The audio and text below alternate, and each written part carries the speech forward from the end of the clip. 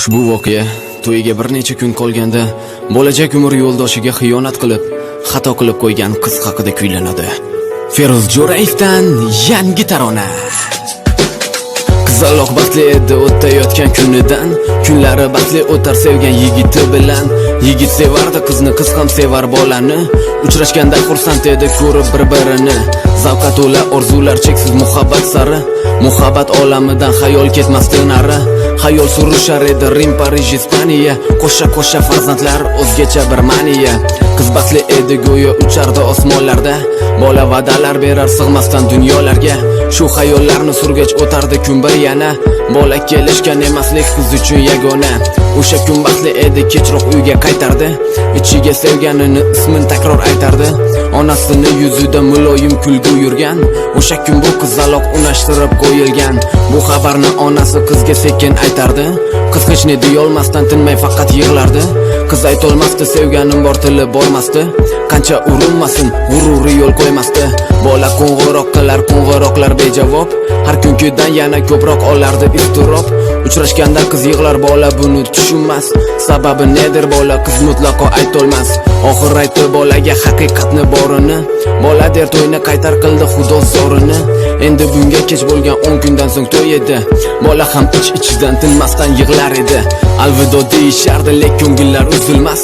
Bolaga desa ham qizni ketkisi kelmas. Ikkisi ortga qaytmas, ketishardi har tomon. O'zlarini ovutishar, axir edi yomon. Qaniydi qaytib hozir bag'rimga to'yib bossam, usiz yasholmasligimni o'ziga aytolsam, taqdirning ishlaridan o'zimda emas edim. Uyimga qayta yotib yig'lagancha baqirdim. Oradan o'tdi 5 kun, sog'inch qizni qiynadi. Bola ham chidolmasdi, oxir qo'ng'iroq qildi. Maylimi beg'uborim so'nggi bora uchrashsak, to'yguncha bir-birimiz tonggacha erkalasak. Armonda qolib ketmay bir bor iltimos qildim. Qiz bunga yo'q deyolmas, buni yurakdan sezdim. Uchrashdik, shirin so'zlar ayta boshladik shu on. Erkalashga qolmadi hatto shirin so'z biron. Kun botganini hatto ular sezmay qolishdi. O'sha kun sevishganlar bir kulbada yotishdi. Bola chim turolmasdi, qiz nafsini tiyolmas. Bugun ne bo'lsa bo'lar, ertasini o'ylamas. Bolada yo'qdir insof, qizda yo'qmidi nomus. Bu tundan keyin qizda or ham qolmadi afsus. O'ziga kelishgandi, lekin kech bo'lgandi. Bu hodisani ikkisi ham yaxshi bilgandi. Oradan o'tdi 4 kun, mana to'y ham boshlandi. Otasining yuzlarida quvonch ko'zlar yoshlandi. Karnay surnay ostida mana to'y ham boshlandi. Hay o'lan ostida mana to'y yakunlandi. To'yni ilk kunidanoq hamma yo'q bo'lgandi vayron. Kelinni yuzi yorug' chiqmadi, hamma hayron. Birinchi tongidanoq uyga qaytdi yosh kelin. Bunday isnobdan ko'ra hatto yengilroq o'lim. G'ururi baland ota qaddi ikki bukildi. Ko'chaga chiqolmasdi, uyga kirib bekindi.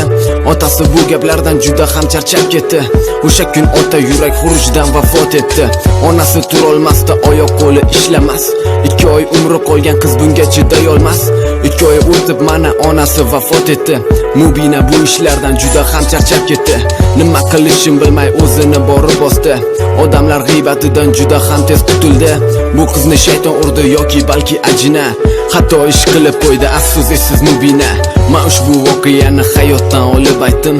Ba'zi bir bezboshlarni ogohlikka chaqirdim. Hayotda hech ne inson xato qilib qo'ymasin.